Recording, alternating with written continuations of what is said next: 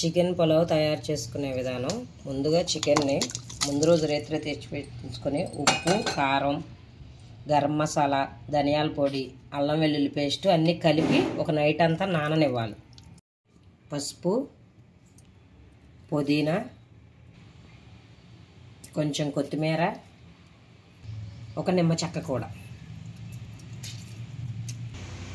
పలవ ఆకులు, స్టార్ పువ్వు, యాలకులు, లవంగాలు, చెక్క, షాజీరా ఇవి కూడా వేసుకున్నాం. ఇప్పుడు వీటన్నిటిని ఒకసారి మర్దనా చేసుకుని ఇవన్నీ బాగా ముక్కకు పట్టాలి. ఇలా మర్దనా చేసుకుని ఒక అరగంట సేపు మూత పెట్టి పక్కన పెట్టేసుకుందాము.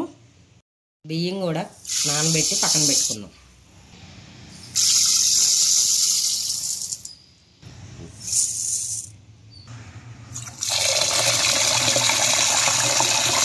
రెండు సార్లు వాష్ చేసుకుని సరిపడా వాటర్ పోసుకొని పక్కన పెట్టుకుందాం.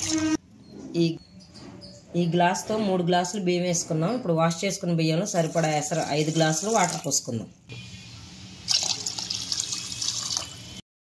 స్టవ్ వెలిగించుకొని చికెన్ ఉన్న కళాయి కూడా పొయ్యి మీద పెట్టుకుందాం.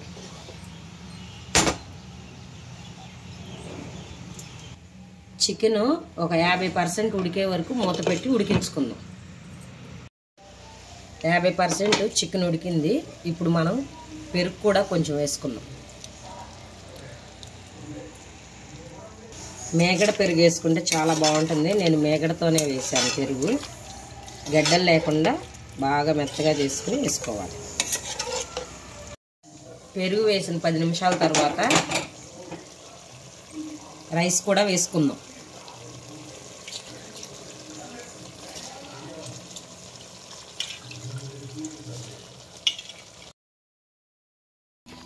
మీరు రైస్ ఏ గ్లాస్తో తీసుకున్నారో ఆ 1 గ్లాసు బియ్యానికి 1 గ్లాసున్నర నీళ్లు తీసుకోవాలి.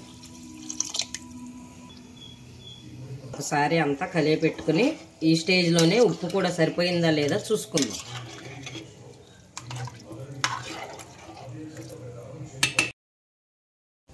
ఉప్పు చాలలేదు, అందుకని కొంచెం వేసుకుందాం. ఇప్పుడు మిగిలి ఉన్న కొత్తిమీర, పుదీనాను కూడా వేసేసుకుందాం. ఈ స్టేజ్లోనే 1 స్పూన్ నెయ్యి కూడా వేసుకుందాం. ఒకసారి అంతా కలియపెట్టుకుందాం. కలియపెట్టుకుని మూత పెట్టుకుంటే 20 నిమిషాల తర్వాత బిర్యానీ అయితే రెడీ అయింది.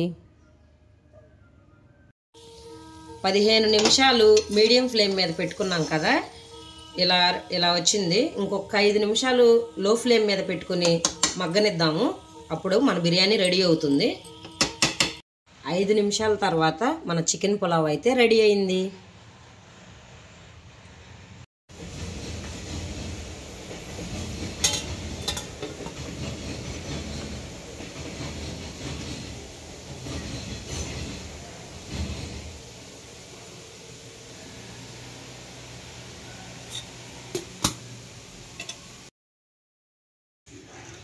మన చికెన్ పులావ్ అయితే రెడీ అయింది. ముక్క చూసారా ఎలా స్మూత్గా ఉంటుందో. నైట్ అంతా నానబెట్టడం వల్ల ఇలా ముక్క మెత్తగా వస్తుంది. ఇలా ఒక చికెన్ ముక్క, ఉల్లిపాయ, నిమ్మకాయ కూడా పిండుకుని ఇప్పుడు ఒక ముద్ద టేస్ట్ చేద్దాం.